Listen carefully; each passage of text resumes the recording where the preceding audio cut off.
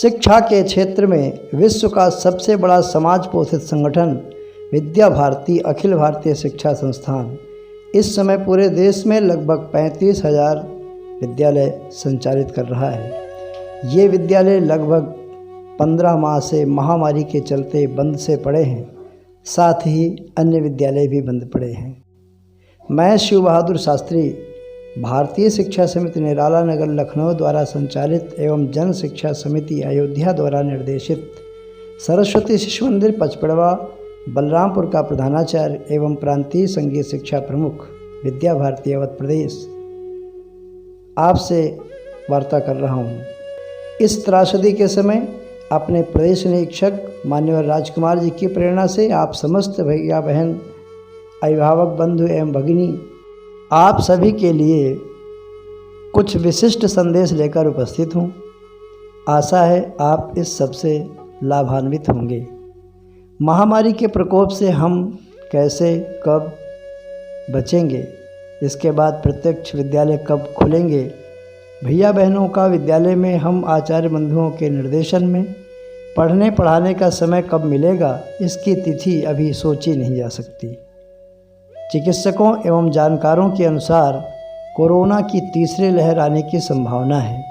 इस समय हम अपने भैया बहनों को कैसे सुरक्षित, व्यवस्थित और प्रसन्नचित रख सकते हैं, इस संबंध में कुछ क्रियाकलाप बताने का प्रयास कर रहा हूँ, जिन्हें भैया बहनों के साथ शेयर करना आवश्यक है। बंधुओं, संसार में 3 तरह के ताप होते हैं, दैविक, भौतिक और दैहिक, जिनमें से दैविक प्रकोप के रूप में यह महामारी आई है, जो कि सर्वत्र वायु में विचरण कर रही है। भौतिक रूप से प्रभावित करके हम सबको दैहिक यानी शरीर को बीमारी से लेकर मृत्यु तक का सफ़र करा रही है।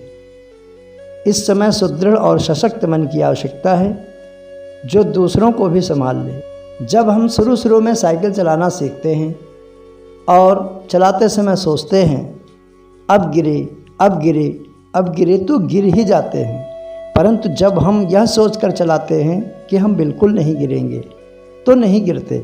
आज यही स्थिति हमारे साथ भी है। हम अपने घर के बड़े भैया बहनों के लिए संस्कार और चरित्र निर्माण के कुछ कार्य कर सकते हैं। पहला, पूर्वजों की पहचान, उनसे प्रेरणा लेना। हमारे पूर्वज सूर्य, पराक्रमी, गुणवान, ज्ञानी, विभिन्न कला कारीगरी में माहिर थे। दानी, त्यागी, सेवाभावी, भक्त, तपस्वी थे। लोगों के कल्याण की कामना करते थे। हमारी नसों में भी उन्हीं का रक्त बह रहा है।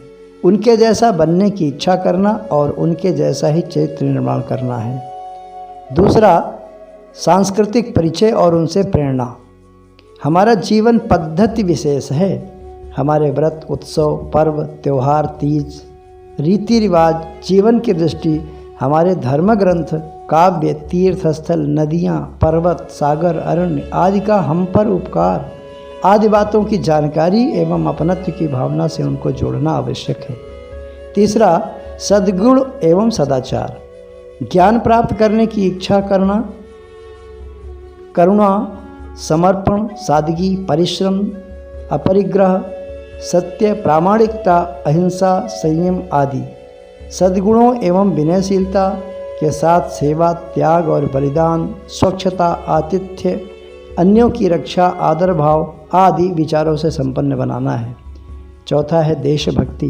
हमारे व्यवहार में देशभक्ति नहीं है तो किसी भी अन्य उपलब्धि का मूल्य नहीं है। हमारी देशभक्ति कृतिशील होनी चाहिए, जिनमें पर्यावरण की सुरक्षा, प्रकृति के प्रति प्रेम, बिजली, पानी आदि का अपव्यय न करना, समरसता, स्वदेशी का व्यवहार, भूमि के प्रति श्रद्धा, देश के लिए कुछ भी करने की सिद्धता आदि देशभक्ति के उदाहरण हैं। इन्हें मन में उतारना है। अब आते हैं छोटे बच्चों के क्रियाकलाप पर। छोटे बच्चों के लिए हम पहले अनुभव की क्रियाकलाप कराएं, जैसे संगीत सुनना, नृत्य देखना, पानी में खेलना, चित्रों को देखना, कहानी सुनना आदि। हम पंच महाभूतों से संबंधित भी परिचय करा सकते हैं, जैसे संगीत सुनना, नृत्य देखना, पानी में खेलना।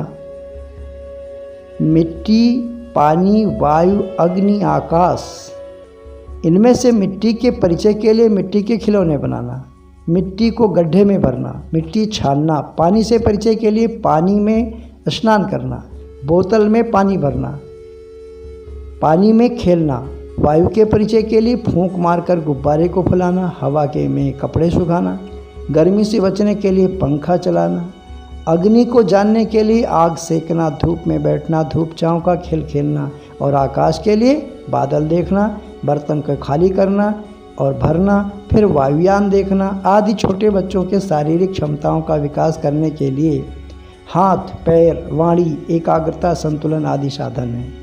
हाथ से फेंकना, पकड़ना, खींचना, धक्का देना, दबाना, झीलना, उठाना, चित्र बनाना, गांठ बांधना, माला पिरोना आदि।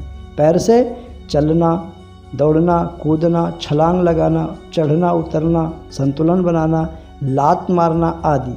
वाणी से बोलना, गाना, चीखना, चिल्लाना, एकाग्रता में रुचि का कार्य करना, जैसे पौधे को पानी देना, चिड़िया को दाना डालना, चित्रों की सहायता से पक्षियों के शरीर की रचना करना, घर में झाड़ू पोछा लगाना, भोजन परोसना, रंगोली बनाना, और अंत में आते हैं संतुलन पर। इसके लिए क्या करना होगा, जिनमें से शुरू होता है मौन बैठना, स्थिर बैठना, संगीत सुनना, योग करना, व्यायाम करना और विशेषकर प्राणायाम करना, अर्थात सांसों का व्यायाम करना। क्योंकि जब हम सोते हैं तो स्वाभाविक ही ईश्वर की कृपा से हम प्राणायाम करते ही रहते हैं।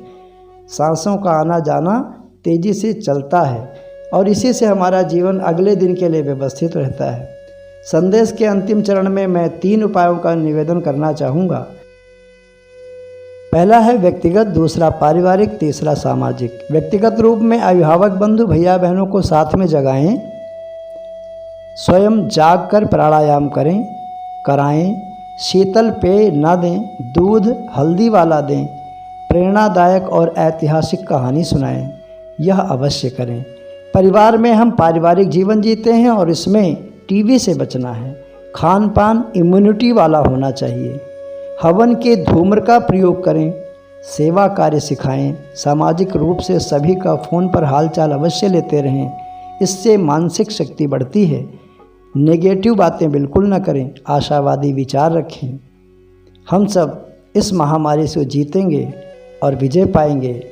21 जून को योग दिवस है, हम सब पूरे देश और विश्व योग करेंगे। इस संदेश में इतना ही कहना पर्याप्त है। सभी को मेरा नमन है।